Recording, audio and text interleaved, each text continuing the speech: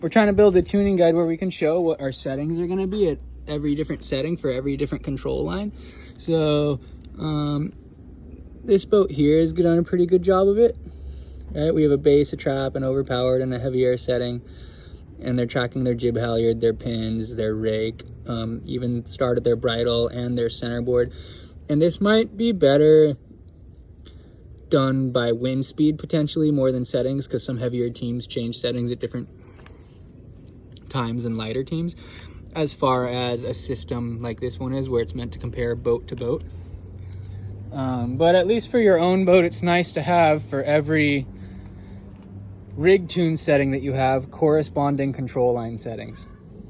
Okay, so now Zarin can from here start to build a system where for his base tune, he knows where his bridle should be, right? He knows where his jib Cunningham should be, right? We've got a system started for that. He knows where his main Cunningham should be. Got a system to know where our centerboard should be. We have a system to know where our bridle should be. We have a system to know where our outhaul should be. And I think even for each one of these systems, you can add in the chart like we did for the bridle, where you fill it out as you go. Or the jib Cunningham is a better example. This one's cleaner and simple, right? So as Zarin sails and tests, he's going to start to fill in his jib Cunningham. He'll go sailing in fully powered conditions, change to his fully powered rig tune setting, right? And then he'll put his jib halyard where his jib Cunningham, where it's best for that day. And then he'll start to record and build on that. Then we change jibs, and all that data is meaningless until you get to do the same process with your new jib. So we don't get too lost in it, but at least we have a more complete framework to record our settings and be quantitative about it. So, long way to go yet. Also need a new vang, and need new spinnaker and jib sheets that are all tapered properly and with jibe knots in the right spot and whippings in the right spot. Another important component is leech telltales. So I think this telltale is actually more useful than you would expect to judge when your sail's stalling from in-hauling too much. And then also we've got 2 leech telltales higher up on the jib, which do the same thing.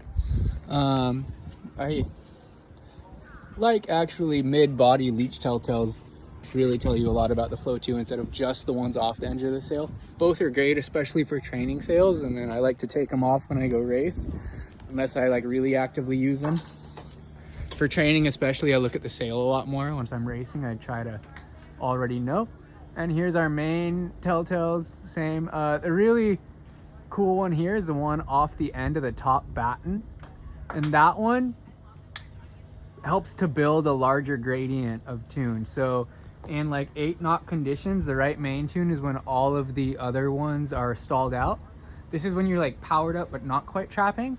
Your main trim tends to be where all your normal leech telltales are stalled out, so you're out of telltales that tell you anything. And just how it is right now, that one is the first to fly. The one off the batten is the first one to fly. So that's 8 knot tune. Trim your sail until all your normal telltales stall, but the batten one flies. And then if you trim so tight that the batten one flies, that's how you know that you're stalled out.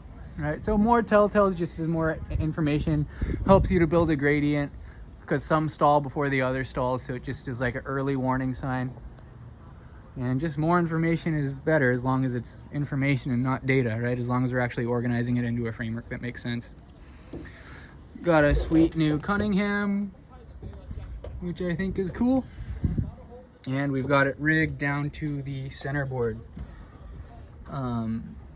Right, and we've got the minimal amount of cover so that we're saving as much weight as we possibly can in the line. But I just see a new issue is that this shiv on the base of the mast isn't really built for that angle. And it's also meant to be a wire shiv for whatever reason. I don't think anyone has wires going through that part of their rig.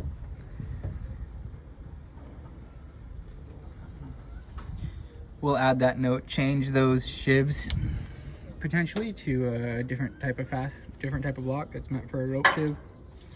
You could even just tie a friction ring there. And then, yeah, we still need to do the centerboard. But we're moving in the right direction. Here's Aaron's artwork, came out okay for his jib settings. And I'm gonna go home and let Aaron de-rig the boat by himself. Wait, what? No.